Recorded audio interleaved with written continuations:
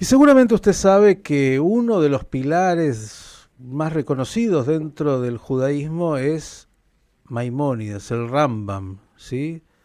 Médico, filósofo, autor de dos grandes obras, ¿sí? El Moré Nebuchim y Yad Hazaká, la guía de los perplejos, ¿sí? Y bueno, mano fuerte, pero no es exacto la dirección. Una tiene que ver con la práctica judía, las leyes judías y otra con la filosofía.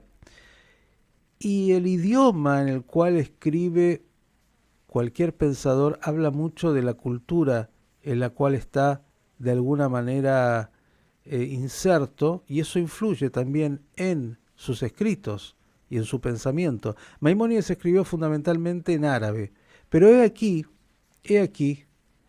que en la Genizá del Cairo, la Genizá es cuando los textos sagrados y otros se los entierra, se los guarda, para que de alguna manera, bueno, queden en ese lugar. Esta grisá fue descubierta en el año 1896 y se encontraron documentos de 1000 años de antigüedad, entre ellos algunos, ¿sí? Algunos decenos descritos por el propio Maimónides. Hasta ahí esto se sabía. Lo que seguramente usted no sabía, y yo tampoco, es que dentro de esos escritos ha aparecido también algo en romance, escrito por Maimónides, que es la base del castellano actual. Que nos puede ampliar, nos puede contar de Maimónides y mucho más, porque además es un enorme especialista. Es el presidente del Centro de Investigación de la Cultura Sefaradí, el doctor Mario Cohen. Querido Mario, buen día, ¿cómo estás? Buenos días, un gusto de saludarte y siempre mis felicitaciones por la continuidad de este medio tan extraordinario que es Radio High. Querido Mario, gracias y bueno, a ver, escucharte sobre Bueno, esto que aparece ahora. la novedad es que aparece un texto en romance, es decir, en lo que después se llamó castellano, es decir, el castellano en formación. No solo escribió Maimónides en hebreo y en árabe, sino también por primera vez se encuentra un texto en romance. Lo interesante es que cómo se descubrió la Guenizá del Cairo, yendo un poco para atrás, es prácticamente se puede hacer una serie de Netflix al respecto, porque, eh, eh, bueno, si tienes un segundo, te cuento que dos especialistas mujeres de Cambridge habían viajado en mayo de 1896 a El Cairo, habían comprado un documento. Ese documento lo llevaron a Londres y se lo presentaron a Salomón Schechter, que trabajaba en ese momento en la Universidad de Cambridge. Y fue tan extraordinario el descubrimiento que habían encontrado estas muchachas que inmediatamente después de leerlo, a ver, los proverbios de Bencira, dijeron, este texto nunca se había encontrado en ninguna otra parte. ¿Dónde lo han conseguido? Y ellas, bueno, pues mandó un telegrama de Londres a Londres para decir lo extraordinario que había conseguido. Entonces, con ayuda de Taylor, el propio Schechter, en diciembre de 1896, 6 meses después, 7 meses después de haber conocido ese documento, se embarca a El Cairo y consigue, bueno, 150.000 documentos van a Cambridge, porque él era profesor, era rabino y profesor de Cambridge. 150.000 documentos, una De, cantidad de bastante mil años, apreciable. de 1000 años. Es decir, es el descubrimiento de la Edad Media más importante de la historia. Y entonces, bueno, ahora el descubrimiento nuevo de esta semana es que se encontró un texto que parece ser como una especie de notas para quizá Maimónides estaba por dar una clase, quizá era un borrador, en lo que sería el español moderno. El historiador, en este caso José Martínez Delgado, de la Universidad de Granada, ve que está escrita la palabra pan, la palabra agua, la palabra fruta, que indica bueno, grano que da idea de que eso no es hebreo, no es árabe. Y entonces incorpora este descubrimiento que lo encontró en Cambridge, porque se había encontrado en 1896, como te dije originariamente.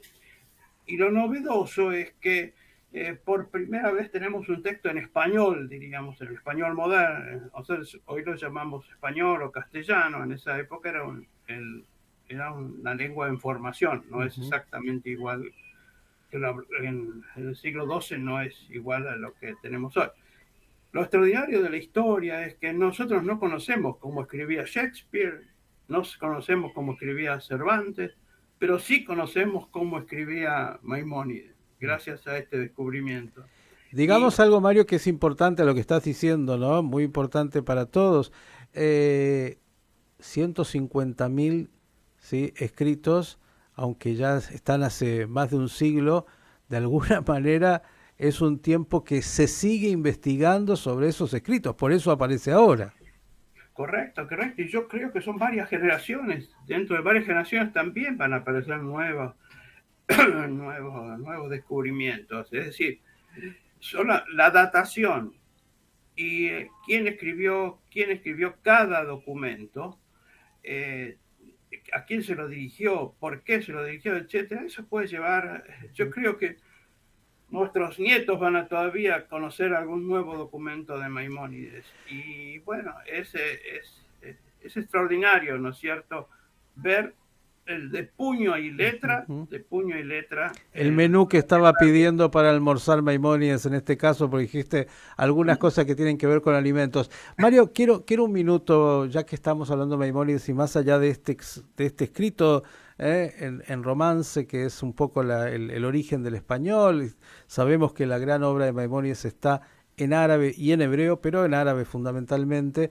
Quisiera que un momento, porque muchos dicen Maimónides, Maimónides, pero no saben de quién hablamos en términos de la dimensión. Si tuvieras que sintetizar la figura de Maimónides en su época y lo que ha significado en términos de el pensamiento judío. bueno, se nos puede decir que fue el más grande filósofo judío de la Edad Media y sintetizó toda la halajá hasta ese momento. La ley judía, Como para aquel que no sabe. ley judía, en una persona que se sintetiza 1000 y pico de años de ley judía y da su opinión, ya por sí solo eso ya sería extraordinario. Y además es un hombre que de su época, que trató diríamos, de encontrar puntos de unión entre la fe y la razón. Un racionalista y a la vez religioso que encuentra en la filosofía de aquella época de Aristóteles.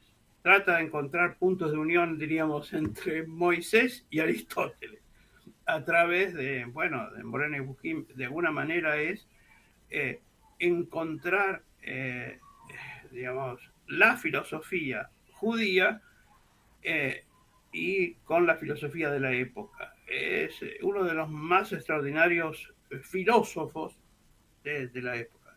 Lo citaron los cristianos, lo citaron los musulmanes, es decir, que tiene, digamos, es para la historia de la humanidad como en tanto filósofo y en tanto, diríamos, analista de la halajá, de la cultura judía.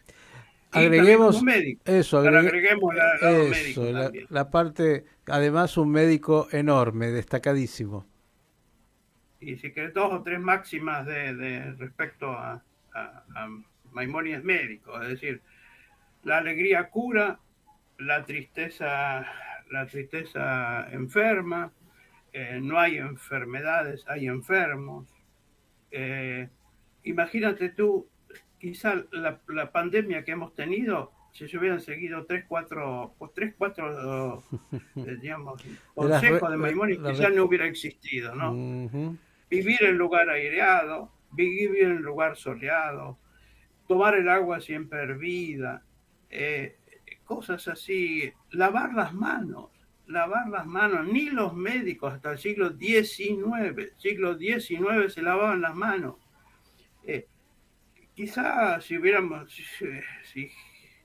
seguido los consejos de Maimónides de hace 800 años, quizá la pandemia hubiera sido mucho menor, ¿no? A eso le podemos agregar, desde el punto de vista filosófico, el camino medio, el camino de oro, siempre Maimónides buscando ese equilibrio. Claro, hay que decir, y también es válido porque es necesario, que como todo gran pensador y que en este caso tuvo interacción, como bien dijiste, con otras culturas. De hecho, su pensamiento es proveniente en gran parte del racionalismo aristotélico, que fue combatido dentro del judaísmo también. En Europa, en algún momento, en las academias talmúdicas, las yeshivot, se lo prohibía directamente. Esto hay que decirlo porque es parte de este pueblo tan particular que somos, ¿no? Es cierto, es cierto. Se llegó en Francia, las comunidades de Francia lo aconsejaron a la Inquisición que se quemaran sus obras, y se quemaron. Pero bueno, pero bueno, lamentablemente siempre hubo opositores y hubo, diríamos, gente que comprendió su gran obra. Digamos Hoy que es un... hoy ya no es, digo, esto habla también de los grandes, ¿eh? En su momento pueden recibir ese tipo de crítica, de cuestionamiento, de intento de borrar lo que han hecho, pero los grandes que dejan obra nunca pueden ser borrados y el ejemplo de Maimónides es absolutamente claro y notable, pero tan sano, Mario, para hoy, sobre todo aquellos que a veces miran de manera bastante sesgada el pensamiento judío, contar esto porque habla de, bueno, como Maimónides, ni más ni menos, como dicen incluso de Moshe a Moshe no hubo otro como Moshe, desde Moisés hasta Moisés Maimónides no hubo otro como ellos. En realidad, bueno, no hay esto del purismo de que nada te alimenta. Maimónides es un ejemplo de cómo, siendo muy, muy propio, a la vez supo abrirse para que lo importante que venía de otros también se incorporara al engrandecimiento del pensamiento judío. Ahora sabemos también que escribía, hay algo por lo menos de él en esta lengua romance que es un poquito más cercana todavía a nosotros los hispanoparlantes. Mario, un gran abrazo y gracias por este aporte como siempre. Déjame nada más, un segundito nada más, invitar a todos los investigadores y a vos mismo. En el 26 y 27 de agosto se hace un gran simposio de estudios sefardíes presencial y bueno, todos los que quieran comunicarse en sidixef.org.ar, bueno, estarán... 26 y 27 de agosto, eso es porque son optimistas ustedes y están preparándolo ya con mucho tiempo. He tenido el privilegio de participar en algunos anteriores, siempre muy, muy buenos y de alto nivel, en buena hora. Ya sabemos de la fecha, hasta agosto, que Dios nos bendiga para llegar a todos con vida y con salud y con la posibilidad de encontrarnos en alegría. Gracias, Mario, por estos Gusto minutos. y a tus órdenes. Mis felicitaciones. El doctor Mario Cohen, presidente del CISEF, estas novedades, estas perlitas que siempre aparecen de la cultura judía y en este caso de el Rambam, de Maimónides.